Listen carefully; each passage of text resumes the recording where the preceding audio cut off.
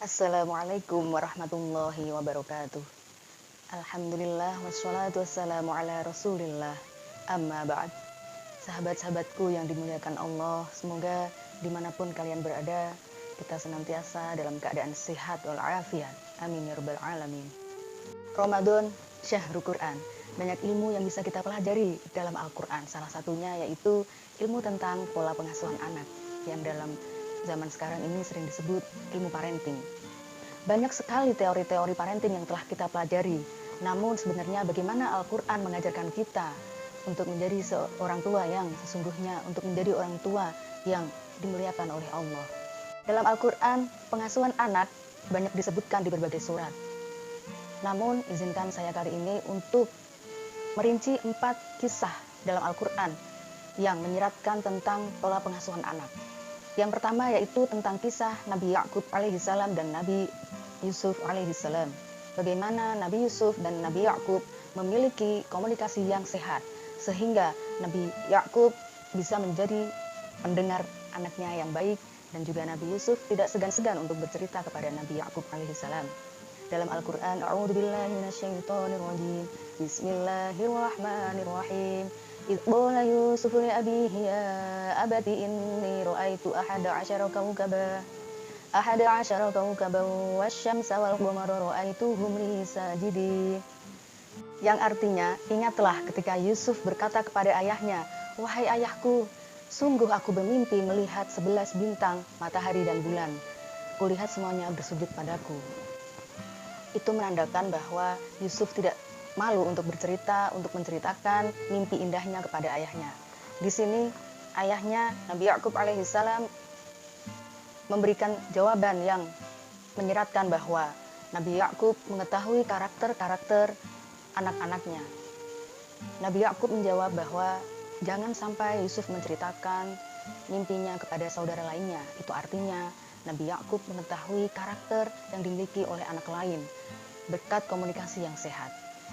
Namun di sini Nabi Yakub menekankan bahwa dia tidak mengadu domba Yusuf dengan anaknya yang lain, dengan mengatakan bahwa manusia adalah rentan sekali terhadap godaan setan yang licik. Kisah yang kedua yaitu tentang Nabi Ibrahim alaihissalam.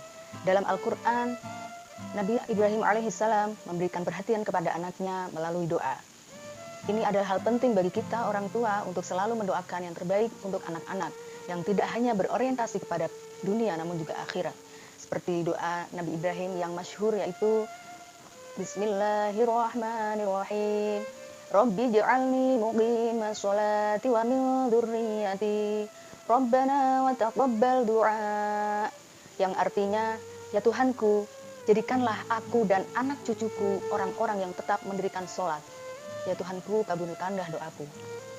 Dalam doa ini pun tersirat bahwa Nabi Ibrahim tidak hanya memperhatikan anak-anaknya, namun juga beliau memperhatikan dan mendoakan anak cucunya kelak, keturunannya kelak di masa depan. Kisah yang ketiga yaitu tentang Luqman Al-Hakim. Ini menarik sekali sahabat-sahabat, karena Luqman Al-Hakim bukanlah seorang nabi, bukan pula seorang keturunan nabi ataupun ulama. Dikisahkan bahwa Luqman Al-Hakim hidup pada zaman Nabi Daud alaihissalam. Dalam Al-Quran tertulis kisahnya, kisah bagaimana Luqman mengasuh anaknya dengan mengajarkan nilai-nilai kebaikan, mengajarkan tentang pentingnya kejujuran, juga bagaimana tentang tidak bersikap sombong atau angkuh kepada sesama manusia, seperti tertuang dalam Al-Quran. A'udzubillahi minasyaitonirrajim. Bismillahirrahmanirrahim. Wala tusa'ir khaddaka lin-nasi wala tamshi fil ardi marha. Innallaha la yuhibbu kulla mukhtalin fakhur. Dan janganlah kamu memalingkan mukamu kepada manusia lain karena sombong, dan janganlah kamu berjalan di muka bumi ini dengan jalan yang angkuh, karena sesungguhnya Allah tidak menyukai orang-orang yang sombong dan angkuh. Kisah yang keempat yaitu tentang bagaimana Nabi Muhammad SAW menjadi teladan bagi anaknya. Nabi Muhammad SAW adalah teladan dalam menunjukkan cinta dan kasih sayang kepada sesama orang di sekitarnya. Dalam Al-Quran, Nabi Muhammad disebutkan sebagai rahmatan lil alamin, rahmat bagi seluruh alam. Selain itu, Nabi Muhammad juga tidak malu untuk menunjukkan cintanya kepada putrinya Fatimah, sehingga kasih sayang dan rasa hormat yang diberikan Nabi Muhammad itu akhirnya menular kepada Fatimah. Kita sebagai orang tua tidak hanya dituntut untuk pintar ngomong, namun juga kita harus pintar ngomong. Kita sebagai orang tua tidak hanya dituntut untuk membimbing, namun juga membombong anak-anak kita. Kita sebagai orang tua tidak hanya dituntut pandai memberi tausiah, namun juga kita harus memberikan uswah atau teladan. Sering kita lihat anak-anak yang terlantar, korban trafficking, korban narkoba, pergaulan bebas, dan lain-lain.